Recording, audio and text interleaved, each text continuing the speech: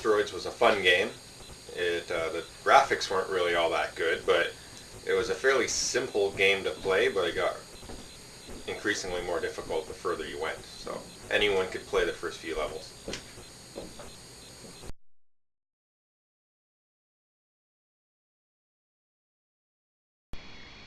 I would say the graphics were better in Pac-Man. There was sort of a story behind it. The characters were in it as opposed to just the ship. So you had Pac-Man and then you had the four ghosts. Uh, and it was a fun game as well. So you could play it. It increasingly got more difficult the further you went, but was still fun.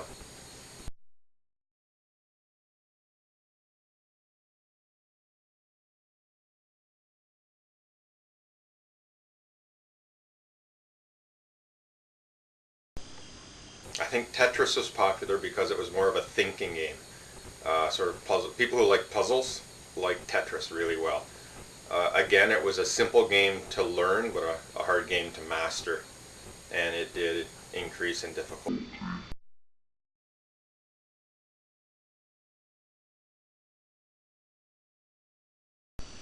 Super Mario Brothers for the NES. Well, the NES was actually an at-home console, so you could play it at home. And people already knew the character from Donkey Kong and the other games after that, so you had a loyalty to the character, sort of. And it was a fun game that you could play at home, and as long as you had the game and the system, you didn't have to keep throwing quarters into the machine.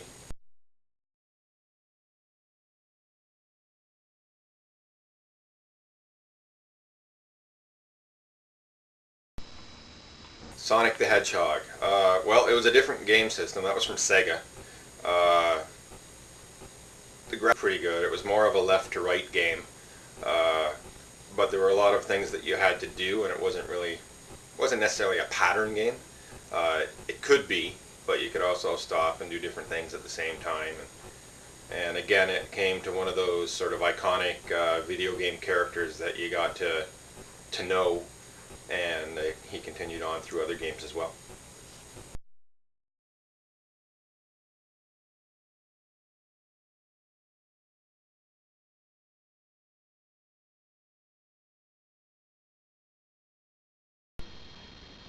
Mario Kart Wii, four people could play at the same time, which was fun. You could race against each other.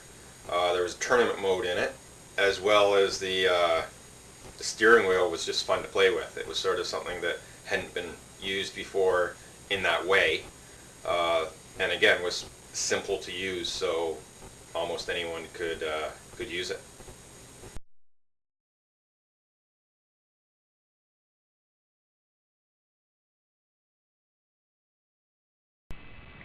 Angry Birds. Well, most people that play that play it either on their sort of smartphone, which they can take anywhere. It's a simple game. You can do it in a small amount of time if you want, if you're just trying to waste time between things. It's a catchy game. You want to keep going further and further.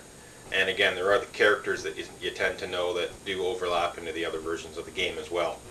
Uh, I think the important thing is it's simple to learn how to play it, but it does get progressively more difficult for the people that like challenges.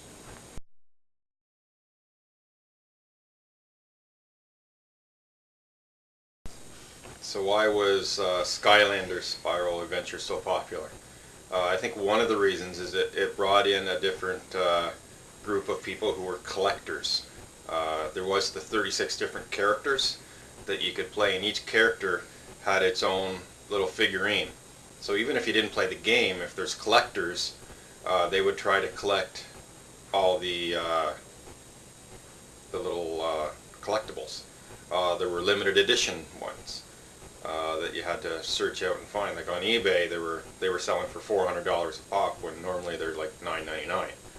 So they sort of hit a different demographic with the collectors as of the gamers, and that was money in their pocket they didn't have before.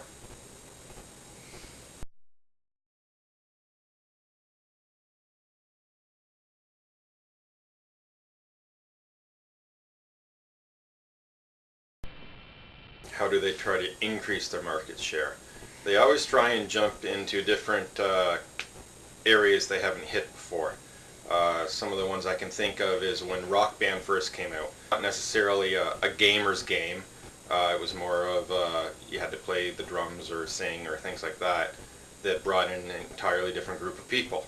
And again, it kind of exploded and made a lot of money. I mentioned before Skylanders. They brought in the collectors. So that.